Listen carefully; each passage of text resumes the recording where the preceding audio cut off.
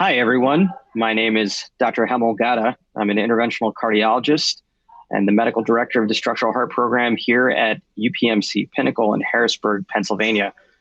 I'm completely honored to join my two very good friends and colleagues on this very important webinar on how procedural and device refinements can benefit our patients.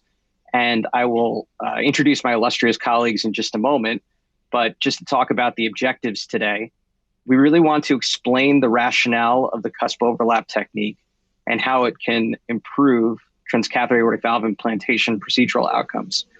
We want to show how the latest refinements of the self-expanding supra-annular transcatheter heart valve can positively impact the procedure as well. And as I discussed, I've got two really great friends, knowledgeable folks, probably the most knowledgeable in the world on this particular technique, Dr. Douglas Fraser, who's from Manchester Royal Infirmary in Manchester, United Kingdom. And I don't think Gilbert Tang needs an introduction, but Dr. Gilbert Tang is a cardiothoracic surgeon and structural interventionalist at Mount Sinai in New York City. So without further ado, I'm going to hand it over to Gilbert, who's going to take us through the rationale and background of the cusp overlap view and potential ramifications on the technique itself, as well as commissural alignment and how that is extremely important during these procedures. So I'll go ahead and hand it off to Gilbert. Thank you, Hemel. It's a pleasure and honor to be with this esteemed panel talking about some of the things that we're going to mention today on cusp overlap and commissural alignment. These are my disclosures. So there are non-modifiable factors and modifiable factors in TAVI in terms of avoiding conduction system. The non-modifiable ones, as you know, are right bundle branch block, septal length, how much you oversize the valve. But implant depth we can definitely control as an operator. So just a little historical context. Back then with the core valve, the optimal depth, at least recommended at the time, was 6 to 8 millimeters, and Evolut was 3 to 5 millimeters. Now, fast forward to 2021 and now 2022, we now say, well, maybe higher or better, but don't get a pop out. So the question is 0 to 3 the new depth for the Evolut system? So this paper we came out with back in 2018 talk about the rationale of cusp overlap, because if you look at the original core valve implantation, you really have to take the parallax out of the delivery system, and so you're not really truly planar relative to right cusp, especially when you deploy the valve. So let's give you an example. Back in 2015, there's no Evolut system available. So the only available system in the United States was a 31 core valve because of this really, really large annulus well beyond the IFU. So how do we deploy such a valve? Because there are no other options. Surgery is not an option in this patient, is to use the cusp overlap view. So this is the research letter from Jack Intervention. We described this technique back then. And basically what you do is you overlap the right and left cusp that you see here in panel N. And when you deploy the core valve at the time of the 31 core valve, you can see there's really no parallax at all with the delivery catheter. So you actually kill two birds with one stone. Also, the traveling distance on floor is shorter, so you make annular contact sooner, and you can implant high without a pop-out because you really see the non-coronary cusp very well. So what the principal advantages are is that it limits the parallax of delivery catheter. The catheter you saw earlier is more center across the annulus. It's true coplanar view, shorter visual distance for the Evolut to engage the both non and the left on both sides, and also allow you to have higher implantation optimal depth without pop-out, especially with large annulus and minimal oversizing. So this is some of the illustrations looking at the conduction system, which is the light blue relative to non-cusp and the cusp overlap versus coplanar. So you can see the cusp overlap, you can really visualize the non-coronary cusp very well. However, as you go from the free cusp view and the LAO view, you can see the non-cusp really flattens out. So it's much harder to assess the true depth relative to the conduction system and the septum. This is just some of our early experience with the cusp overlap. You can see majority of the patients in the blue circle are in the REO caudal projection. And so what we do, this is again from Hemel's work. This is good anatomic reference at the non-coronary cusp. In fact, this is what most of the self-expanding valve are now used to deploy based on non-coronary cusp. It elongates the LVOT view, removes or reduces the parallax of the capsule at the time of deployment. It really allows you to have a true depth assessment relative to the membrane septum, and provide also reasonable favorable root angle, especially in horizontal aorta. So how we do it at Mount Sinai is pretty quick, actually. We just put a pigtail on the right cusp or on the left cusp, and you can see if we put a J wire to look at the 3 cusps, then we just overlap the 2. You obviously can use CT to pre-plan, but we had some limitation of our CT capabilities to identify the accurate angle. So this is a kind of a alternative solution on fluoro. And also, if you have patients with advanced CKD, chronic renal dysfunction, and cannot get a really good contrast CT, this is another way to do it. So here's how we look at it. So you can see the pigtail on the right cusp, perfect planar view. And then we just switch over to the cusp overlap view. You can see that there, just going aerial caudal, maintaining the pigtail and the right cusp. And you can see this is the valve deployment and the aerial caudal cusp overlap view. You can see this is at the depth at 80%. You can either go at the aerial caudal at the same view. If there's no parallax, you go switch to the LAO view so you don't miss the left cusp, and then you release the valve. So now, what about commissural alignment? I think it really matters now. It's a very hot topic in terms of future coronary access, and also now redo TAVI in the future. So the reason is that a lot of interventionalists who don't do TAVI are not familiar with this concept of, what is a self-expanding valve, what's a balloon expandable valve, et cetera. And the aortic root anatomy is highly variable. There's some barriers facing the coronary artery that is not present in surgery. So for example, valve leaflets in the way, stent frame can be in the way, and finally, a commissural post can be in the way. So we need to understand the device type and the root anatomy. So the shorter valves, such as a balloon expandable, mechanically expandable valve, are more relevant in redo TAVR unless the frame goes above the sinotubular junction.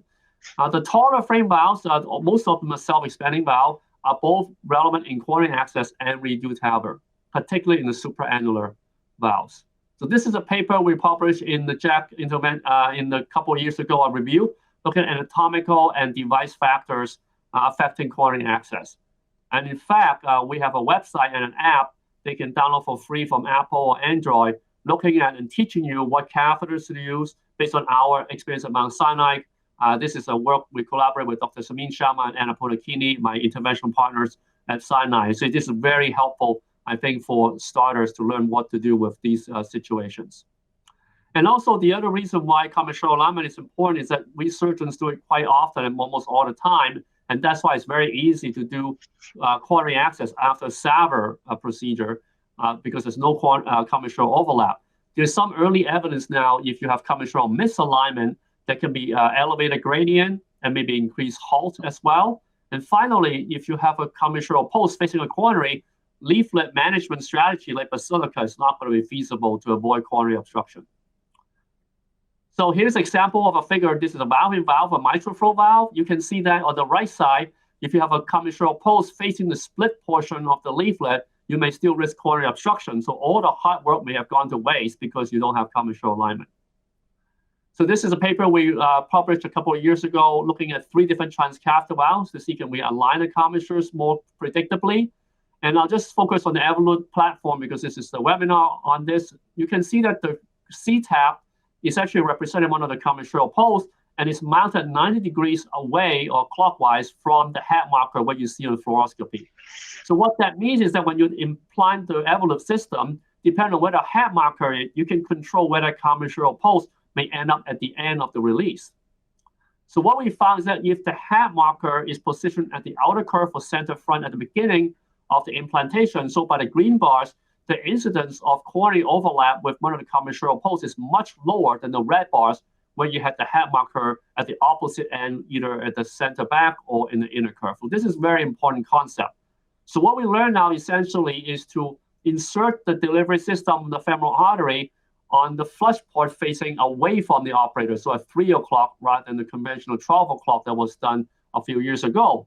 And you can see that the video here, the head marker tracks nicely from the descending aorta across the arch to the annulus. And so that when you deploy the valve, essentially you're either the outer curve or the center front, depending on which projection you use. And if you use cusp overlap, pretty much you'll be almost always facing you directly. And this is what you see here. You can see this is the cusp overlap view of the case of 26 Pro Plus. we actually recapture and position this valve a little bit higher to avoid conduction issues. So you can see we do that at the cusp overlap view. And after release, you can see that the C-tab with the orange circle is represented in the inner curve. That's a good commissural alignment, and we actually can show that on overlaying the CT scan pre-op.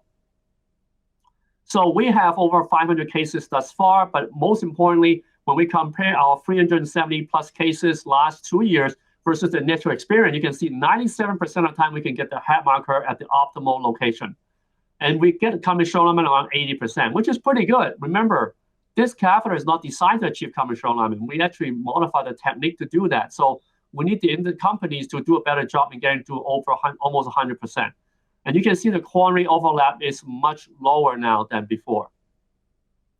Now, there are some caveats on this, in terms of this is not for alternative access, and the left side access or tortuous anatomy may be challenging in terms of getting the head marker to the optimal location. So there are other self-expanding valves that I talked about that can achieve commissural alignment as well with the cusp overlap technique. And this is a paper from Lars Sondergaard's group in Denmark, recently published in JACC Intervention. And so I think in summary, cusp overlap view really blends very well in terms of not just to minimize conduction disorder by optimizing the implant depth, but also achieving and allowing evaluation and implanting the Evolut system, optimizing commissural alignment.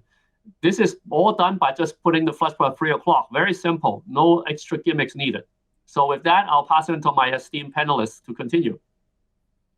Gilbert, that was a fantastic presentation, and we're just going to reserve as much time as possible for discussion because I think that that's really going to be the meat of this session. So I'm going to take it from where Gilbert started with the rationale and commissural alignment, and I'm going to talk about basically how to execute a cusp overlap procedure and maybe touch a little bit on some lessons that I've learned from teaching other physicians and other healthcare providers what cusp overlap is and how to get good outcomes using it. So we can forward to my slides. Yeah, so like I said, I'm really going to talk about a stepwise approach for an ideal cusp overlap implantation. But in doing so, I'm going to start talking a lot about the experience that I've had over the last few years teaching a variety of physicians how to do this. So Gilbert kind of summarized this already, but I don't think that we can touch on it enough. And there are a lot of virtues to this particular implantation view that Gilbert highlighted in his commentary paper, but then a couple of others that are shown here that really lend this to be, I think, the most reasonable way for deploying pretty much any transcatheter heart valve. And I think that that's a point of discussion that we can save until the end. But you do maintain coplanarity. It's just that with this coplanarity that you've established, you're going to be able to elongate the left ventricular outflow tract in a long axis view. That's very similar to a TE 120 view or parasternal long axis or apical 3-chamber view. We will reduce or remove parallax in the marker band of the delivery catheter simply because of the positioning of the delivery catheter and the wire. And we'll talk about wire choice to a large extent during this discussion, as well as Doug's presentation next. We are going to be visualizing the membranous septum during deployment as a result of this. And a lot of this importance of the membranous septum was elucidated by Hassan Jalahawi and colleagues with their Midas technique paper that was published back in JACC a couple of years ago. But the whole point of that was to really understand that membranous septum length is very important when adjudicating pacemaker risk. And so what better view to have to implant a prosthesis than the membranous septum pretty much directly in front of you, elongated and not foreshortened. This is also going to provide a favorable root viewing angle. When you shift it in the cusp overlap, you tend to make the aorta a little bit more vertical. And so what seems to be a challenging anatomy may indeed not be. We tend to do this on CT pre-planning, and that's something I'm going to go through. So this is completely organic, and all three of us have definitely had this in our armamentarium for a number of years, presented on it, published on it, and I think that it's the kinship that we have, as well as some other people around the world, that has developed this technique to what it is today. I try to point out some of the real important facets that this technique has led to. And so we're able to navigate this native conduction anatomy, never losing reference to it, and thereby decreasing pacemaker rates. I think we enhance predictability. I think all three of us have noticed more efficient, predictable procedures and outcomes as a result of this particular technique. Doug is going to talk more about this when we talk about the Pro platform, but maintaining a higher position amongst the leaflet anatomy with the external wrap of the self-expanding prosthesis would actually portend better paravalvular leak outcomes. And there's some good evidence that would surround that statement as well.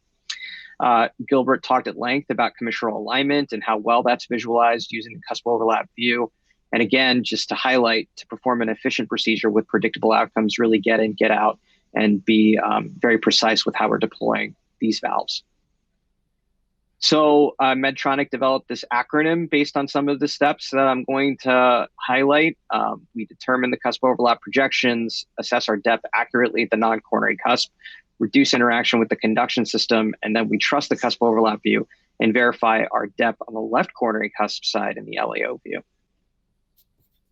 So I'm going to march through that, but again, go back to this initial thought of why we do this. We do this to highlight the conduction anatomy, to elongate the left ventricular outflow tract, and create a very reliable and valid way of assessing our depth to the most important structure in the aortic valve apparatus, which would be the insertion of the non-coronary cusp. You can see here that the membranous septum is highlighted quite well in the non-right commissure. And if you go into cusp overlap, you have a true cusp overlap view, that membranous septum is going to be smack dab in the center of the screen. So the lack of foreshortening is really well exemplified on this slide. So when you go into cusp overlap, you can see that there's distance between that non-coronary cusp insertion and where basically that compact AV node would emanate fibers from the right ventricular atrial side through the membranous septum and then down below superficially in the muscular septum.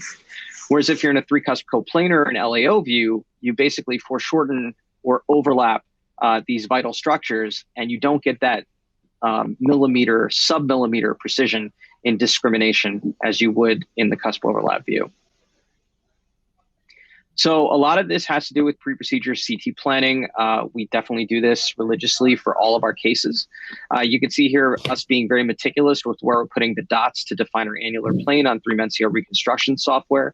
And so here, basically, we're bisecting each coronary cusp and going down to the true insertion of each leaflet. And that is going to define our fluoroscopic annular plane, again, reliably and validly. You can do this with all sorts of different reconstruction software. We find 3-Mencio to be extremely easy to use and very facile for case planning in a very quick fashion. You can do this. There's an adaptation of this technique for bicuspids as well, including C/0 bicuspids. That's kind of out of the purview of the current discussion, but we try to apply this obviously to all of our patients when we're doing transcatheter aortic valve implantation. You can see here that the next panel on 3-Mencio here is going to be us in that top middle panel messing with the gantry. And so I'm going from a 3-cusp coplanar view to cusp overlap by migrating down the S-curve, as Gilbert had discussed, in an areo-caudal angulation in most patients. That is going to give us our right-left cusp overlap view, which in this patient is like an areo 13 caudal 25. We then like to use this angle tool to really assess the fluoroscopic plane on the fluoroscopy as I manipulate the image. And so you can see here, as we rotate LAO, we rotate around the insertion of left coronary cusp, dropping the non-cusp and raising the right cusp. And so here, the non-coronary cusp insertion in this LAO view is not well defined by that yellow dot. And what we've done basically is open up the lip at the base of that Coke can, if you will. We've basically foreshortened the aortic annulus. And by doing that, we put an error in our assessment of depth. And so if we were to deploy a transcatheter heart valve in this particular view, we would underestimate our depth in relation to that non-coronary cusp pigtail in this particular example by about 4 millimeters. But we've had examples where you have 9, 10 millimeters of underestimation of depth because of this particular visual error. So it's not just about the imaging, it's about the procedure as well. And a lot of these nuances would then lend to less interference with that conduction system, especially below the membranous septum. And so we start higher. Keep in mind that you have a centimeter of space between the nose cone and the base of the valve platform housed in this delivery capsule. You do not need to take all of that and put it below the annular plane or at the annular plane level. And so I think a good negotiation is to really keep that marker band mid-pigtail and thereby let the valve descend down towards the LVOT. This creates very much of a top-down deployment and allows you to not have any kind of pull force against the delivery catheter, which could traumatize the conduction system, but also create an unfavorable lie of the delivery catheter because you'd be pulling up against the inner curvature by pulling back on the delivery catheter. Once we allow that valve to descend to about a 3 millimeter depth of implantation below a non-coronary cusp, our practice is to pace. And we pace pretty rapidly in most of our cases. And so most of our cases, we've got about a 3 to 7 second pacing run at 180 beats per minute. Now that is idiosyncratic. Obviously, if the patient has a poor stroke volume index, they've got critical coronary disease, these are not patients that you would pace at a high rate. With the Evolut platform, you can take advantage of that facet. But in most cases, I believe that pacing is very advantageous to do with this particular platform. And so we go up to the point of no recapture, and then we dial down the pacemaker to avoid any kind of extra systoles that would lead to valve movement or migration at that point of no recapture. And you can see us here pacing over the double curved Lunderquist wire, which is an important part of the technique that I'll talk to you about in just a second. So then we have confirmation of depth and performance. We're in our true cusp overlap view. We assess our depth in relation to the non-coronary cusp pigtail in this particular view. Then we'll rotate LAO really around that left coronary cusp insertion. I find a very simple way to do that is keep the amount of caudal that you have in the cusp overlap view, and then just open up the aortic arch to about an LAO 25 or 30, and you'll pretty much take parallax out of the valve platform while maintaining reference to that left coronary cusp insertion. You then inject a little bit of dye there and understand where you are in relation to left coronary cusp, and then you're ready to deploy the valve. The other thing about the LAO view that I like is that it tells you where the delivery catheter is along the curvature of the aorta. And so it allows you that information to whether or not you're going to be leaning forward on the delivery catheter on tab release or holding steady. After this, we take all tension out of the system by pulling back on the wire so it's barely out of the nose cone, and then slowly release each tab. And really that is probably the slowest part of the procedure. It takes us about 30 seconds. Some people like to control pace during tab release. Because we LV pace so much, we typically aren't doing that. So the TVC registry rates of post-TAVR permanent pacemaker implantation have gone down in the United States pretty much precipitously. And you can see when this technique was introduced back in Q1, Q2 of 2019, you can see what's happened to pacemaker rates after that. And they've definitely gone down quite a bit. These are some statistics that Medtronic gave me about my personal proctoring and education engagements. And so I personally have proctored 91 US physicians in person since the commercial rollout of the cusp overlap technique, probably scores more before that. 102 physicians trained with proctor onboardings when Medtronic was really rolling this out to the proctors to teach. 354 physicians who have attended virtual training seminars that I put on with Gilbert and with Doug, amongst other colleagues, and then 39 OUS faculty events, including all those regions listed below. So I've had interactions with many physicians and taught many physicians this particular technique. And so I'll basically sum that up into what our experience has been in Optimize Pro. And Doug is going to talk a little bit more about this. But this is a post-market analysis that Medtronic has done that basically turned into the cusp overlap study. So 400 patients in the US and Canada, 200 patients at 15 sites in Europe. And then we also have a cohort of patients in Australia and New Zealand, 50 patients. And so the interim analysis results were presented at SCAI this past year by Kendra Grubb. And to summarize some of those results, I mean, excellent clinical outcomes. The thing that we obviously were focused on was pacemaker rate, which was below 10% in the studied cohort of patients that included 71 roll-ins and 100 main cohort patients.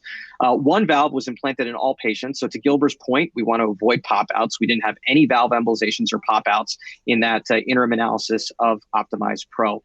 And I know that Doug is going to kind of dig into the rest of these results. But the reason why I show that is to contrast it with what we saw in the Medtronic low-risk study. So this is a site-level variability plot for permanent pacemaker implantation in the Medtronic low-risk study. Each dot is representative of a TAVR site implanting in Medtronic low risk. That solid black line was the average pacemaker rate post-TAVR of 17.4% in the Medtronic low risk study. And it's a standard funnel plot with 2 confidence intervals reflected here. And you could see the amount of variability in that pacemaker rate. We were fortunate enough to be that site on the bottom right corner of this plot. We happened to enroll the highest number of patients, and we had a pacemaker rate that was out of the bounds of 2 confidence intervals. Obviously, that was on the good side of that. When we look at the Optimize Pro interim analysis, the site level variability in pacemaker rate here is much tighter, in addition to the fact that we now have a slew of sites at that 0% line, which is really great. So almost 70% of the sites had a 0% pacemaker rate in the interim analysis, only 7.7% more. That would take us up to 10%. So the vast majority of sites were able to get a sub 10% pacemaker rate using cusp overlap in this interim analysis. We developed a scorecard.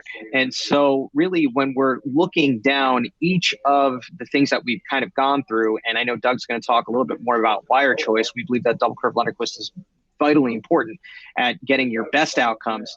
We did adjudicate each of the roll-ins that each site put into this particular study, and we rated them on a 0 to 15 scale. And so when we look back at all the pacemakers in Optimize Pro in the interim analysis, the scorecard result actually seemed to make a difference.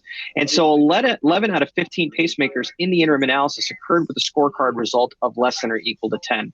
Now, clearly, there are some factors here that are more important than others, and we're in the process of dissecting that with the larger U.S. Canada cohort of 400 patients that will be presented hopefully at EuroPCR coming up here.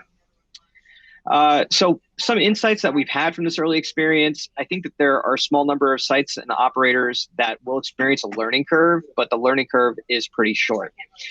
We found some things on the cusp overlap procedural checklist that do support consistent outcomes. So the initial deployment using a cusp overlap or near cusp overlap projection, the use of the double curve Lunderquist wire, this is not statistically significant, but definitely telling that the pacemaker rate was 5.6% in the main cohort of the interim analysis with its use and above 20% without its use. The guide wire should be properly positioned in the ventricle. Doug and I are on the training and education committee for Optimize Pro, and we've seen several examples where this doesn't really happen, and the pacemaker rates seem to depend on that as well. We begin our deployment with a marker band position mid-pigtail or higher, and then as Gilbert discussed, this optimal depth of implantation is absolutely critical as best defined on the cusp overlap view. So some technical essentials is kind of a closing slide. You should really know your patient, idiosyncratically tailor your implantation depth. I do believe that wire choice is critically important, especially in your larger valve sizes. And I know Doug's got a really great case example of that. And then with regards to the pacing, I do like to do fast controlled pacing with Evolut implantations. I avoid that in patients who can't tolerate it, but we're really talking about a 5-second pacing run, very similar and akin to what you would experience with a Sapien deployment. I would say that this is all very much a recipe. It's reasoned out. There's nothing arbitrary about it. Hopefully, between Gilbert's talk and my talk, you've understood the rationale behind the implantation view, and then some of the technical nuances that have been inserted in to really avoid conduction disturbance. I would use all parts of this. The imaging reconstruction, the gantry view, the procedural steps, the technical features. I really believe that's how to get the outcomes that I speak of and being able to achieve with this particular view and technique. So with that, I think we'll transition over to Doug's talk, which is going to be more about the data that surrounds the cusp overlap technique, as well as some really interesting cases he's put together for us. Thanks very much, Hemel and Gilbert. Those were amazing talks and amazing data. I mean, to get such a low pacemaker rate in the Evolut low-risk trial is truly amazing. And we'll be going through some more of that data. But also I want to take you through, hone in on some of the detail in terms of angiographic view and how to optimize your deployment by use of the correct angiographic views, and particularly how to use cusp overlap. So just to recap, so the main problem with the 3 cusp view that we all used to use, it works fine for Sapien, but with the Evolut valve, there's significant parallax. Now that view is quite close to the AP view, just usually a little bit LAO. whereas the valve dives down from the septum, and that means that either caudal or LAO is required to resolve the parallax in the valve. Now, we know that when we go caudal or LAO, we know that the right coronary cusp elevates, and we use that to align the three cusps to get our three cusp view. But it turns out that because the device comes through the right non-commissure very close to the right coronary cusp, it elevates also when we go caudal or LAO. Now, the degree of elevation, we looked at this, is a function of how anterior you are to those lower cusps. So basically, the non and left cusps are posterior, the right cusp is anterior, and the device comes through at annular level anterior to those lower cusps. And it's the amount anterior you are to the non and left cusps that determines how much elevation you get for every 10 degrees of caudal or LAO angulation. Now, in a typical three cusp view, you'd need to come 20 degrees LAO or caudal to resolve the device parallax. And that'll elevate your device typically 3 to 4 millimeters, but may elevate significantly more than that. In general terms, of course, the S-curve aligns the three cusps, but when you come caudal or LAO to any of those S-curve angles, then you elevate all of those structures anterior to the non and left cusp. So the result is that that device there on the right, which is elevated with the right coronary cusp, operators would then advance that device and advance it below the non-coronary cusp, leading to a low implant and a high pacemaker rate. So this is the effect, which is the device looks higher than it actually is in these off annular plane views. Operators advance the device and that leads to a low implant. So the solution to this, which was first suggested by Niccolo Piazza, was to go in an ariocaudal view, as we've discussed. And he used the double S-curve method to work out an angle that would align the cusps, but also resolve parallax in the device. And when operators such as Hemel, Gilbert, and myself started to use ariocaudal views, we found a dramatic reduction in pacemaker rates. And we had a numerically lower pacemaker rate in our Evolute practice than we did in our Sapien practice, well under 10%.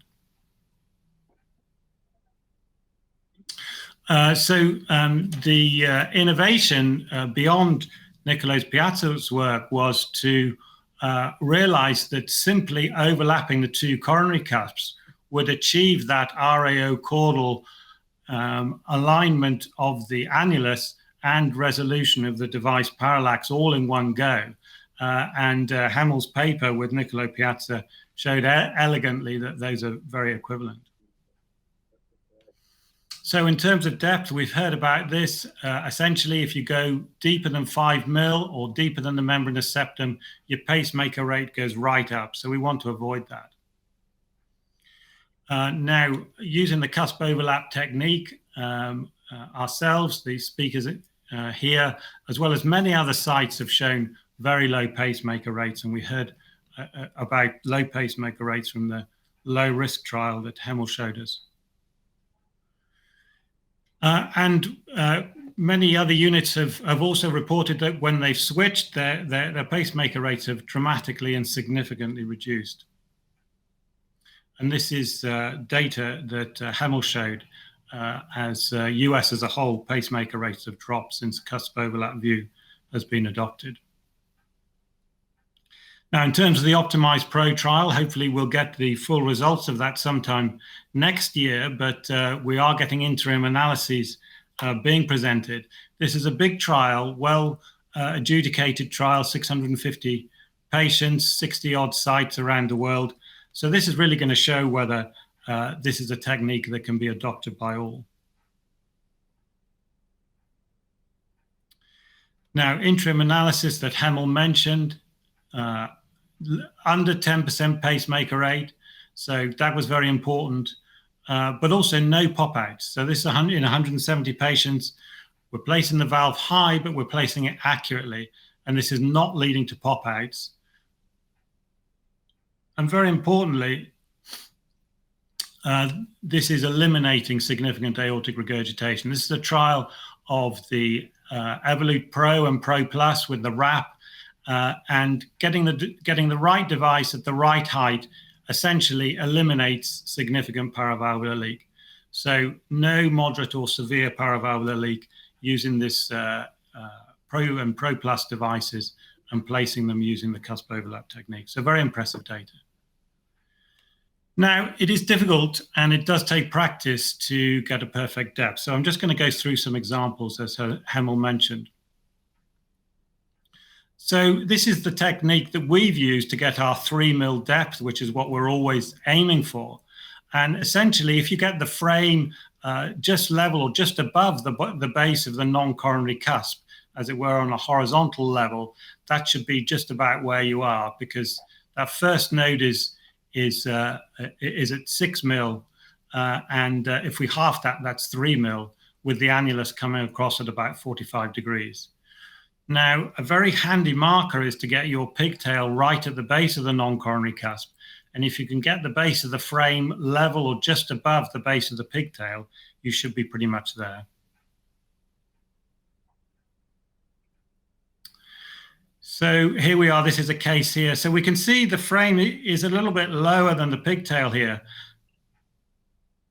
So we've actually moved that up. We didn't accept that being below the pigtail. We wanted it to be exactly level with the pigtail. And then at 80%, this might be difficult to see, but essentially on the left image, you can see 3 prongs at the base of the valve below that 45-degree angle of the annular plane.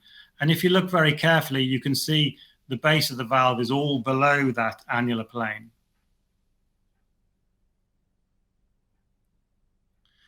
But there was some parallax there. So we've come caudal and we've corrected the parallax. But be careful about correcting parallax, because if you come too caudal, what happens is you elevate the valve. And the valve looks higher here. We might be uncomfortable to deploy the valve at that level. But we've already seen in the cusp overlap view before correcting the parallax, it's all below the annular plane. We didn't need to correct the parallax there. It's giving us a misleading result and suggesting the valve might be too high when it's not.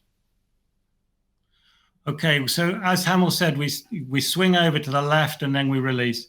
And these are the images having released the valve. Oops. Okay, that one's not playing, but we've got a nice height there at 3 mil above the annulus.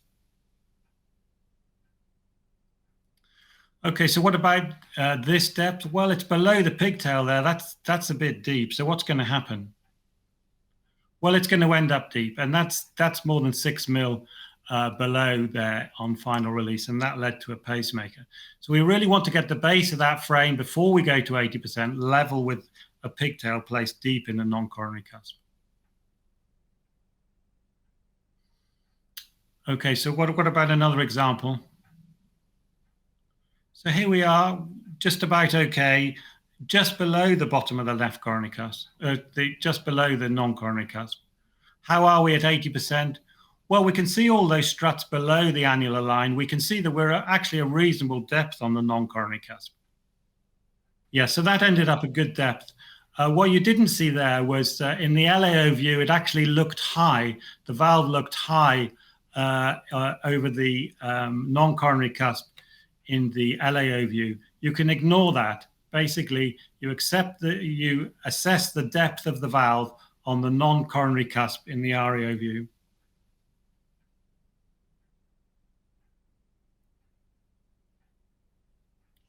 Okay, what about another example? Well, we've got the base of the frame here, nicely placed actually, just level with the base of the non-coronary cusp, level with the bottom of that pigtail.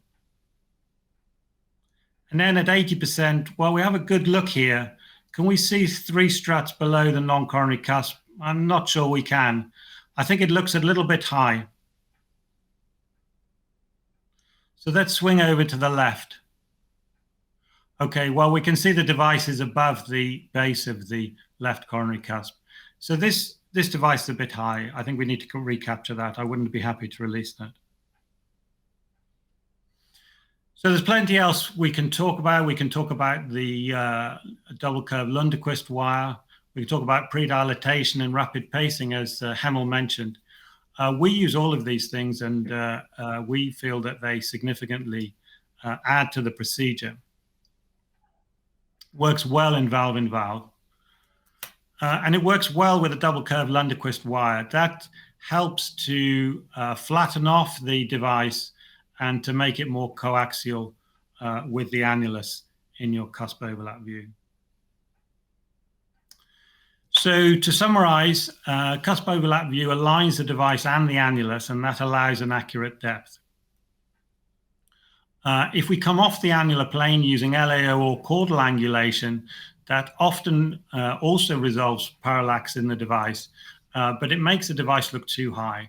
And when we correct for that, we get low implants, because that's giving us a false sense of where the valve is in relation to the annulus. In terms of achieving this in practice, we've seen from data that many units manage to get much lower pacemaker rates using the cusp overlap view due to accurate depth perception. But it is difficult and it needs practice. In addition to lowering the pacemaker rate, there's a very significant effect on eliminating significant paravalvular leak. And I would recommend using the pigtail at the base of the non-coronary cusp, getting well prepared in terms of the CT before you start, and that'll achieve the best procedural outcomes. Thanks very much. Well done. So yeah, I mean, we've got ample time for questions and discussions, but I want to kind of toss it to Gilbert first. Gilbert, we talked about the virtues of the cusp overlap technique, the view. Tell us about some cases that haven't made sense to you with regards to this technique. You talked about alternative access and maybe that not being well suited for cusp overlap. Can you kind of take us through why that is, and then maybe some other anatomical nuances where the technique or the view doesn't work as well?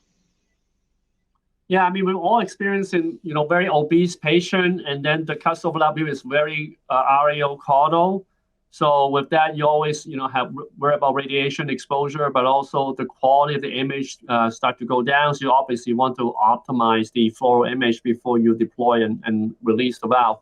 So that's one situation where that might not be applicable. So you might have to use an alternative, maybe near overlap view to deploy the valve. Alternative access, I think, is challenging. For example, if you do right carotid access, you're standing on the patient's right shoulder. The C-arm is going to be RAO caudal. It's going to be in your way to visualize the screen. So I think ergonomically would be challenging. And again, potentially similar as well with the left subclavian access, because the bottom of the C-arm is going to be in your way at your feet where you need to work. So that could be a potential challenging angle to work with as well. So those would typically just go by the standard way. Having said that, you would want to typically do the same technique that Herman mentioned with the catheter start the flowering a little bit above the annulus and then let it come down, and also have a little bit lower threshold of implanting just at the optimal depth, 1 to 2 millimeters at a non-cusp overlap view, because that means that you actually pretty much optimize in your depth. Excellent. Doug, any anatomical nuances you've uncovered that maybe doesn't jive well with the cusp overlap technique, or additional considerations? Well, I think Gilbert's covered the main points there really well. I think that if it's an extreme view, then use the partial cusp overlap view. That's a view in between the 3 cusp and the cusp overlap view. That works well. That's an annular plane view. You might get a little bit more parallax there, but it's still if you need to use that view, then use it. It does depend on your C-arm in your lab, whether you can get to those more extreme angles. But to be honest, usually the cusp overlap view is quite achievable. And when you get used to working with it, you can use it in a very high proportion of patients. In terms of alternative access, you're right. So when you're coming from the left subclavian, you need to see which view aligns with cusps and also resolves parallax in your device. And that may be the cusp overlap view, but it may be actually the 3 cusp view, or it may be somewhere in between. And very occasionally, it's slightly LAO-cranial. But the advice there is to keep to annular plane views, and then your annulus will be aligned and you'll know where your device is. Excellent. So we talked about some of the additional considerations for cusp overlaps. And then Gilbert, commissural alignment. When does it not work? What patterns have you discovered where maybe you have to do something additional to facilitate better commissural alignment, or can you do that? Yeah, so we find that right femoral approach seems to be very good. You don't have to do any catheter manipulation. By just 3 o'clock, it naturally goes to the outer curve. Like what we show in over 300 cases, 97% of the time it gets to the outer curve. The only exception I say in my presentation is left femoral access with very calcified tortuous vessels, iliacs or aorta. Because remember, the evolut has 2 spines. So it might not track as the way that you wanted to track to the descending aorta, and sometimes the head marker end up in the inner curve. So we have tried, at least in our center, to do what we call flip. So we rotate the catheter clockwise or counterclockwise to get the head marker back to the outer curve, and then we continue to track, and there are no issues. But I would not recommend it to anybody who will not experience, because obviously we started using this technique for 3 years now almost. So we have a lot of experience on know what to do and what not to do. But that's certainly probably one of the limitations. Maybe the evolut FX with only 1 spine, I think that could be a potential improvement, not just in terms of optimizing depth, because there'll be a depth marker now, but also with 1 spine may allow us to do a little bit more manipulation to optimize the head marker position as well. One final thought was that, even with the head marker position in an optimal position, you saw in the data, only about 80% is commissural alignment is good. That's because of the tension of the system on release. So if you have a horizontal aorta, you have a very tortuous anatomy. When your catheter is released, the valve, the C-tap may actually not be at the inner curve of the aorta, rather facing more towards you. And that's something that at this generation of system cannot be controlled. But hopefully in the FX, maybe that will be better. That's great. So then, Doug, to transition to your practice as an interventional cardiologist, you've obviously implanted a lot of self-expanding valves. You've seen patients come back to the cath lab pre and post commissural alignment. Can you kind of take us through, maybe does commissural alignment work? Are you able to more easily engage coronaries? Yes, definitely. I think it makes a big difference. I mean, it can be difficult. It can be really quite challenging to get into the coronaries with a big tall valve in place. But certainly when you've got those commissures out of the way, it makes a big difference. I mean, this commissural alignment could, it would be ideal to put it right in between the coronaries. What we're doing is we're kind of approximating where the coronaries are. So that is a sort of further refinement that may come along. But I think the commissural alignment that we're doing is working very well. And, hats off to Gilbert. We always say in the lab, let's do a Gilbert tang, which means rotate the catheter 90 degrees. And it works really well. That's great. Yeah, no, there's some new papers now talking about coronary, alignment, meaning, like you said, putting a commissure right between the coronaries, because as you know, the right coronary is much more variable than the left main.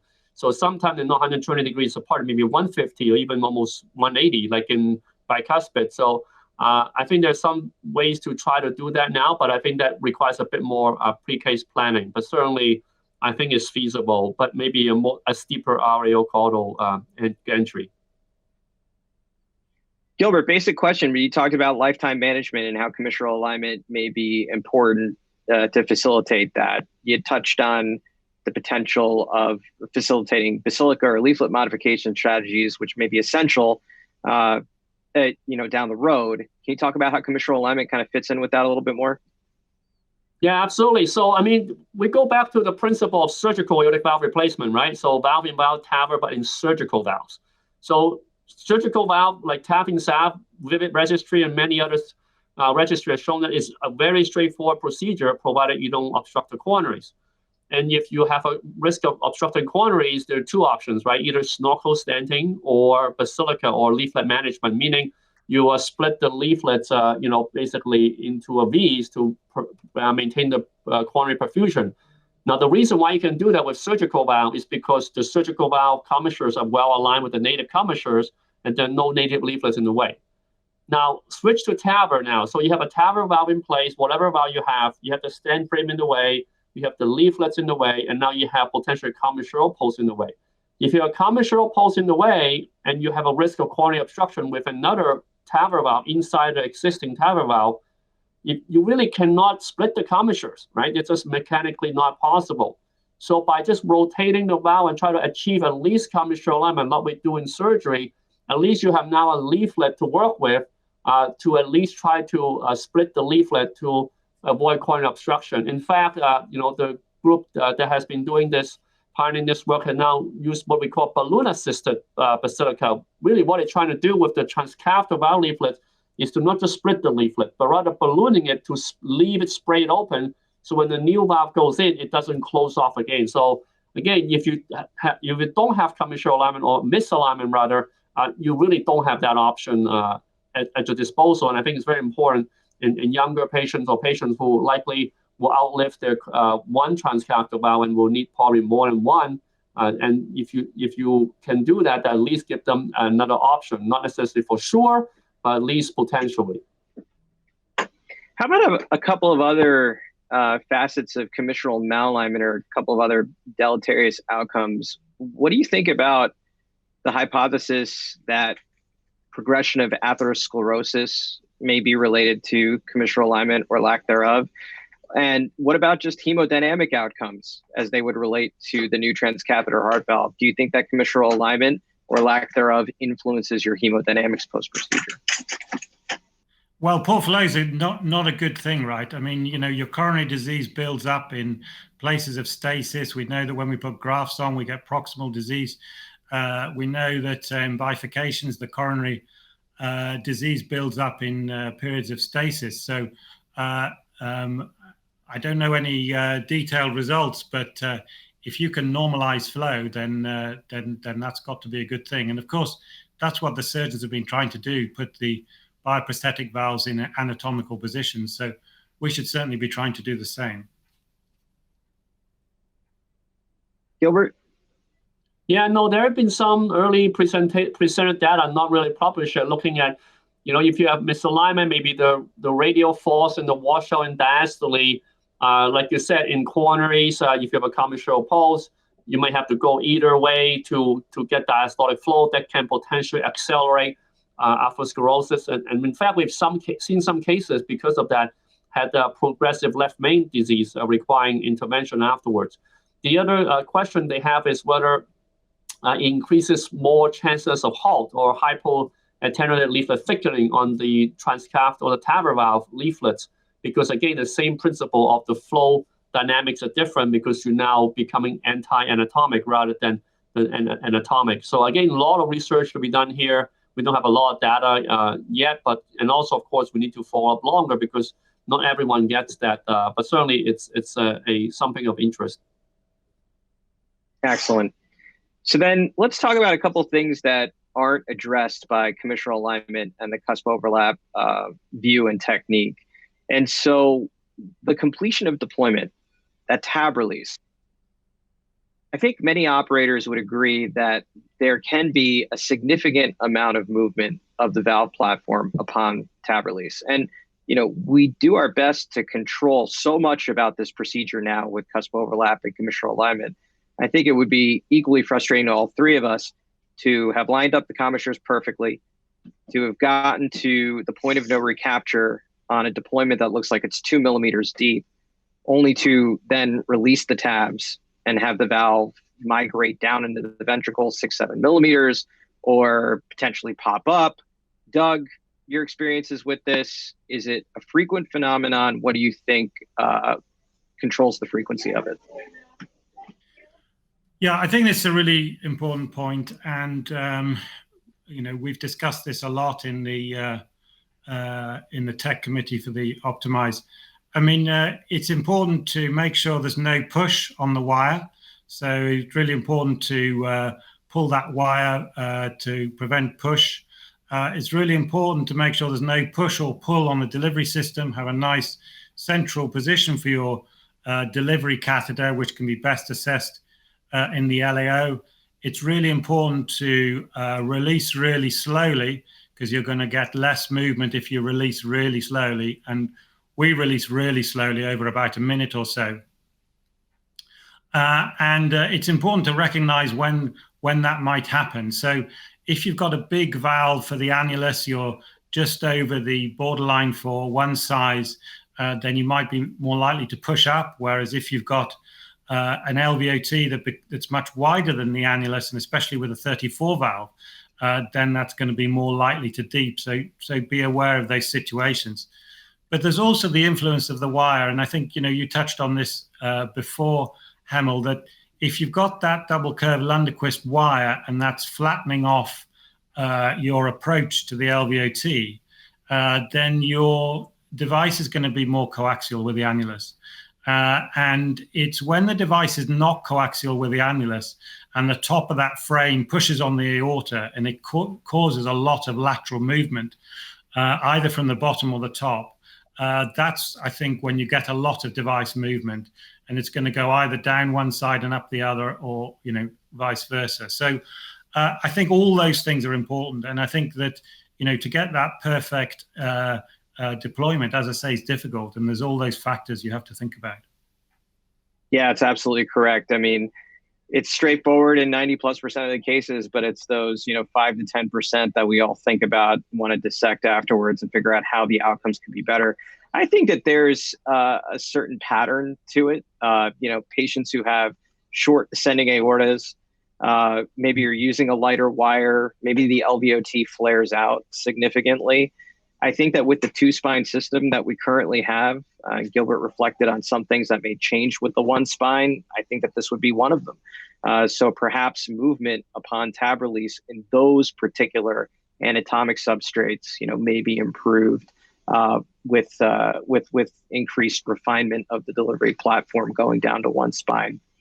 Gilbert, anatomically, have you picked up on any patterns of kind of migration after TAV release? What influences it? Yeah, no, I wouldn't call it migration. I would call it pivoting. I think the valve pivots a little bit on one side versus the other, depending on your release, as you mentioned.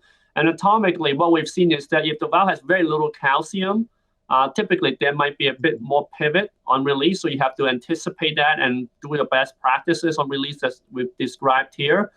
So if you start off at relatively high, just prepare that you give some tension back, not so that it doesn't go higher than you want it to be, or vice versa. If it's a very calcified valve, we typically would pre-BAV so that, if you have to post, remember there could be a little bit of foreshortening. So let's say you're already at 2 millimeters depth, right? And you need to post dilate. You don't have a lot of margin of error to post dilate, and the valve might actually pivot a little bit higher because you foreshorten when the frame expands more. So those are some of the things I would consider in terms of your strategy going in when you're pre-case planning. It's a heavily calcified valve. I would consider pre-dilate first, optimize your implant depth, and you probably don't likely need to post-dilate. And so you get your optimal depth right from the get-go. If you don't pre-dilate and you need to post-dilate, you may not want to go for, let's say, 0 to 2 millimeter. You may want to go 3 to 5, so that when you have to likely post-dilate, then and especially bicuspid, for example, you account for that potential a little bit foreshortening. But I wouldn't say it's a migration per se, but it's more like a pivot. And especially, like you said, larger LVOT, dilated ventricles, they don't have the LVOT support, can be a little bit more so, and that's even more important on your release. The control pacing is great. No one crashes after you control pace to release the valve, at least in 2,000 cases of TAVR that I personally have been involved with now. You just you let the anesthesiologist know. You go for your control release. It's very forgiving. So time's up. It was a great discussion. We could continue on for hours, I'm sure. But I hope that everyone who's attended this has taken a lot out of it, as I have. And it's always great connecting with my good friends, Doug Frazier, Gilbert Tang. I'm Hemel Gada. Everyone stay safe, and looking forward to seeing you in person at a conference in the near future. Thank you. Thanks very much. Yeah, great.